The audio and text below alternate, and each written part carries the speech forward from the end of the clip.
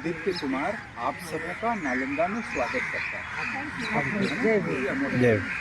बाकी हम सिस्टमेटिकली सारी चीज़ों को आपको बताएंगे और फिर अंदर चल करके नालंदा विश्वविद्यालय के अवशेष को दिखाएंगे पार्ट बाय पार्ट, है ना। तो सबसे पहले समझ लेंगे नालंदा का मतलब, मीनिंग ऑफ नालंदा। नालंदा दो शब्दों को जोड़ने से बना। सब लोग सफिशिएंट है हिंदी में? हाँ। तो नालंदा दो शब्दों को ऐड करने से बना। पहला नालंग और दूसरा दा। ये नालंग जो है ना, पाली भाषा का एक शब्द है जिसका मतलब होता है कमल का फूल, लोटस फ्लावर। और लोटस फ्लावर जो है वो बौद्ध धर्म और जैन धर्म, ये दोनों धर्मों में नॉलेज सिंबल माना गया है। दा का मतलब देना या दान करना। तो कहने का मतलब यही होता है कि जो जगह ज्ञान रूपी दान को देता हो उसे हम नालंदा कहते हैं। ठीक है। एंशिएंट टाइम में 3 बड़े विश्वविद्यालय एशिया महादेश में। पहला तक्षशिला, दूसरा नालंदा और तीसरा विक्रमशिला।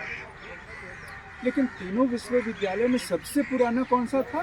तक्षशिला, जो पाकिस्तान में रह गया। दूसरा, तीनों में सबसे जो बड़ा स्केल पे था वो नालंदा था।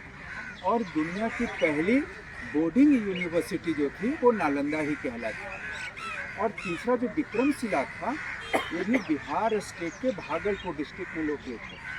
तो आज तीनों विश्वविद्यालय एक रूम्स के रूप में ही है, मूल स्ट्रक्चर में नहीं है।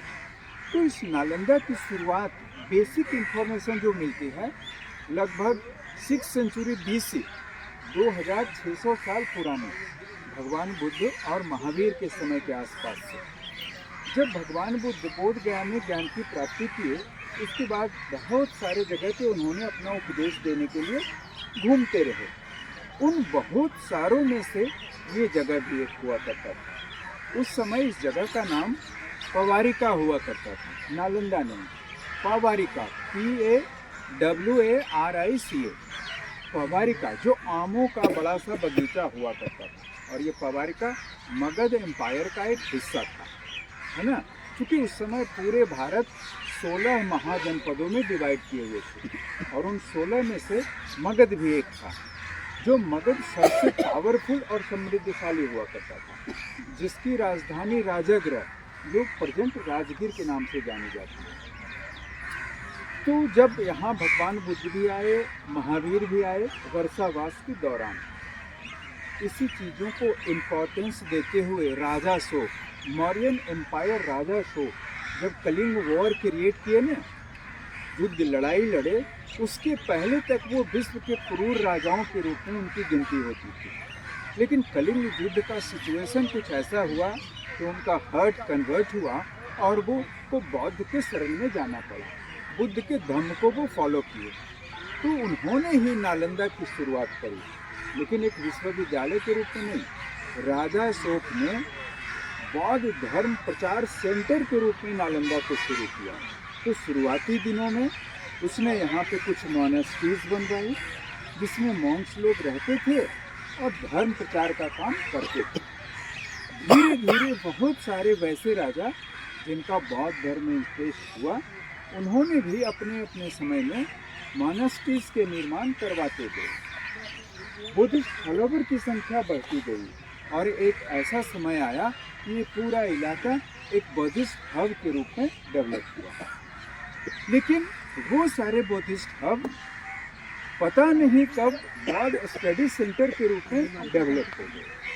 तो एक यूनिवर्सिटी के रूप में नालंदा की जो स्थापना हुई वो 5वीं शताब्दी, 5th सेंचुरी AD में by the help of Kumaragupta first, ये गुप्ता डायनेस्टी में। यूनिवर्सिटी के रूप में नालंदा लगभग 700 सालों तक सरवाइव किया और उन 700 सालों में 2 मरतबा नालंदा को रीबिल्ड किया गया। पहली मरतबा 7वीं शताब्दी राजा हर्षवर्धन के द्वारा, ये कन्नौज के राजा थे। दूसरी मरतबा बंगाल के राजा देवपाल के द्वारा। लेकिन 12वीं शताब्दी 12th सेंचुरी AD जो रहा वो नालंदा के लिए सेटबैक रहा। उसी समय टर्किश आर्मी जिसको लीड कर रहा था बख्तियार खिलजी, उसने नालंदा पे अटैक कर दिया रात में सोए हुए समय में। मैक्सिमम स्कॉलर को उन्होंने मौत का घाट उतार दिया। दुनिया की सबसे बड़ी पुस्तकालय धर्म गूंज के नाम से जो जानी जाती थी, वो नालंदा विश्वविद्यालय में हुआ करती थी। उसमें उन्होंने आग लगा दी और वो धर्म गूंज पुस्तकालय 3 भागों में डिवाइड थे। पहले भाग का नाम था भाग विंग्स, 3 विंग्स में थे। पहला रत्न सागर, दूसरा रत्न दधी और तीसरा रत्न रंजक। और ये तीनों विंग्स में 90 लाख से अधिक स्टडी मटेरियल भरे पड़े थे। और वो study material manuscript maximum copper plate वाले थे, कुछ भोजपत्र वाले, क्योंकि उस समय पेपर तो था नहीं। मैक्सिमम कॉपर प्लेट पे ही पढ़ाई होती थी, भोजपत्र पे पढ़ाई होती थी। तो इतनी सारी जो मैन्युस्क्रिप्ट थी और कॉपर प्लेट थे, इसके वजह से इन तमाम लाइब्रेरी के बिल्डिंगों में आग का प्रभाव लगभग 6 महीनों तक बना रहा। उस समय फायर ब्रिगेड कहाँ थी सर? और एक चीज ध्यान दीजिए, कॉमन सेंस वाली बात, आग का जो लॉ होता, सॉरी पेपर वाले जो लॉ होते हैं और कॉपर वाला जो लॉ था, वो काफी डिफरेंसेस थे। कॉपर की जो फ्लो चल रहा होगा ना, हिट वेव, तो आसपास किसी की हिम्मत नहीं हुई होगी कि पानी रेत पे डाल जाएगा। तो इतना लंबा समय लाइब्रेरी में आग बनी रही थी। उसके बाद वो पुस्तकालय खत्म हो गया। बाकी बचे इसके बिल्डिंग स्ट्रक्चर। तो बिल्डिंग स्ट्रक्चर को उन्होंने कुछ नहीं किया।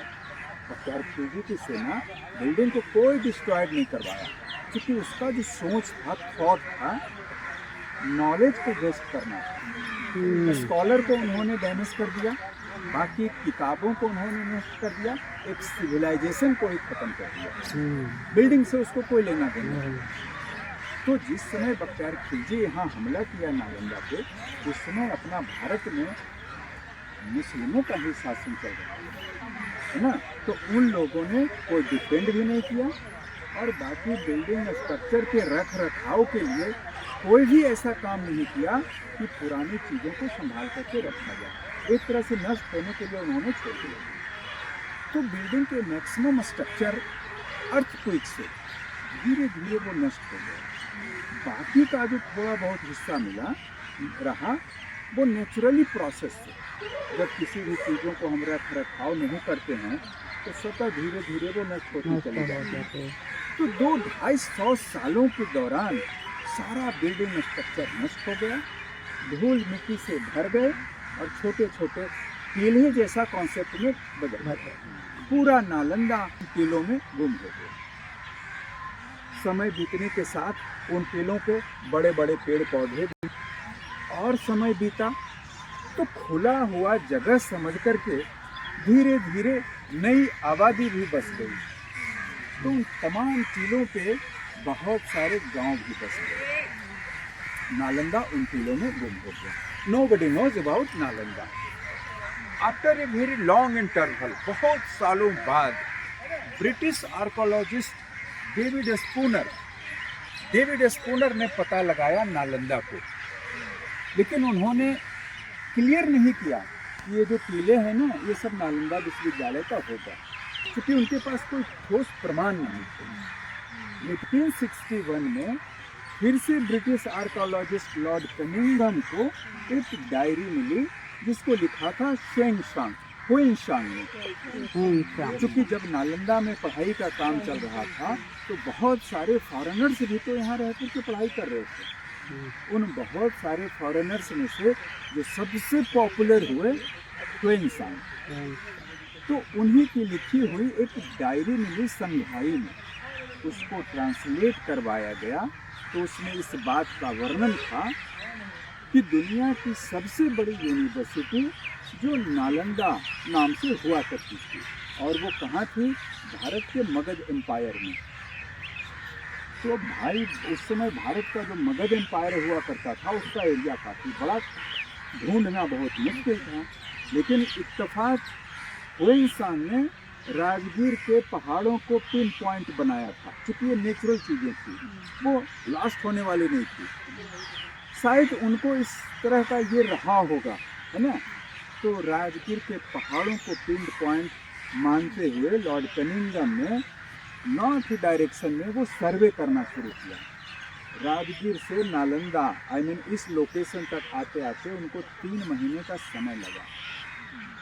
3 महीने के बाद उन्होंने ऑफिशियली डिक्लेयर्ड किया ये सारे जो छोटे छोटे टीले हैं ये नालंदा महाविहार नालंदा यूनिवर्सिटी का ही है।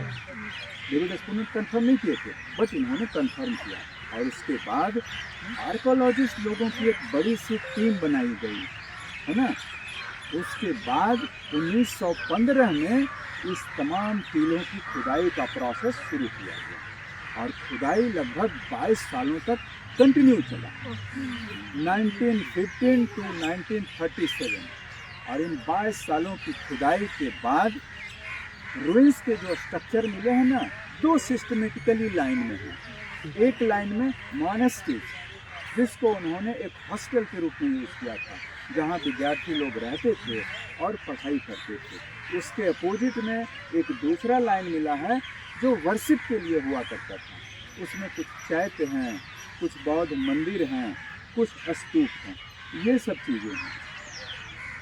लेकिन अभी भी आज के डेट तक भी नालंदा विश्वविद्यालय का मेन गेट अभी तक नहीं पता चल पाया। क्योंकि ये जो 22 साल खुदाई हुई ना, तो इन 22 सालों के दौरान 1,17,000 मजदूरों का कंट्रीब्यूशन रहा, तब जाके नालंदा का एक छोटा सा हिस्सा बाहर आ पाया। आपका सवाल हो सकता है कि बाकी का नालंदा कहाँ? तो लेस देन 5% नालंदा की ही खुदाई हो पाई। बाकी के नालंदा के ऊपर ऑलरेडी आसपास के 24 villages settled on the ruins of Nalanda nowadays. So no more excavation by archaeologists. Maximum excavation done in British period. और अभी नालंदा का रुइंस एक यूनेस्को प्रोटेक्टेड साइट है। चूँकि बिहार में 2 ही यूनेस्को की साइट है।